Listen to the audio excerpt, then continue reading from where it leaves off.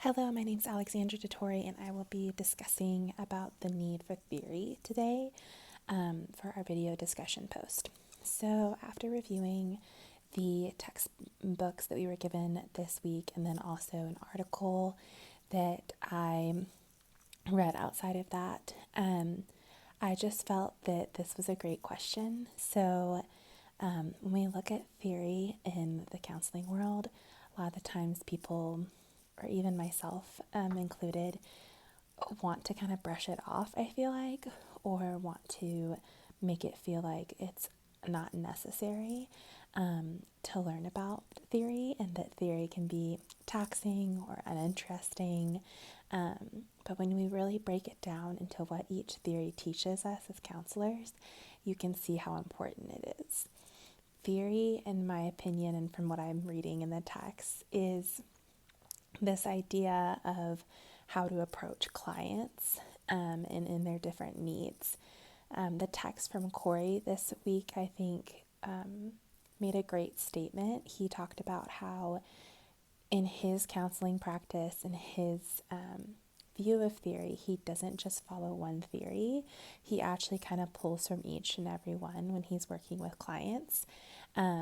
And I thought that was very interesting because, as the text talks about, a lot of future therapists have been through therapy.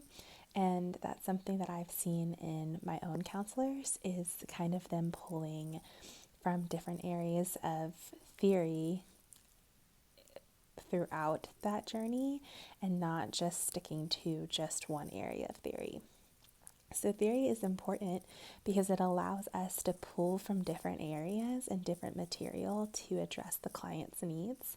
It allows for us as future therapists to understand ourselves and understand how we would like to run our counseling practice, how we would like to approach clients, even possibly what clients we would like to take on. And it gives us kind of this great resource on what works best for that client. Kind of like when we look at like psychodynamic approach, the psychodynamic theory or the Adlerian theory isn't going to work for every client, but having the ability to understand what those theories are and apply them is going to allow us to approach clients who do need those theories. In addition, we may have someone who needs a more person-centered approach. And if we don't understand what person-centered approach theory is, then we're not going to be able to help them. The article that I read this week also talked about how they took a counseling theory actually and applied it to teachers who were working with special needs children.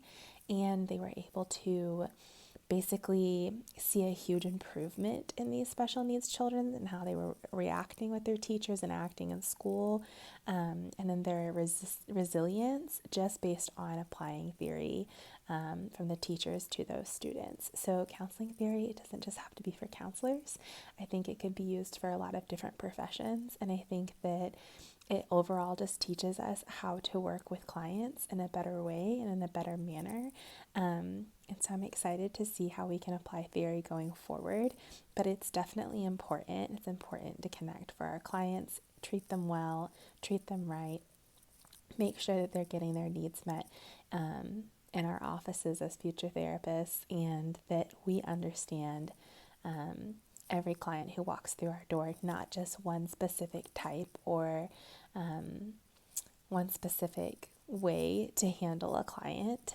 Being diverse is going to, in the long run, benefit both ourselves and our clients. Thank you for listening.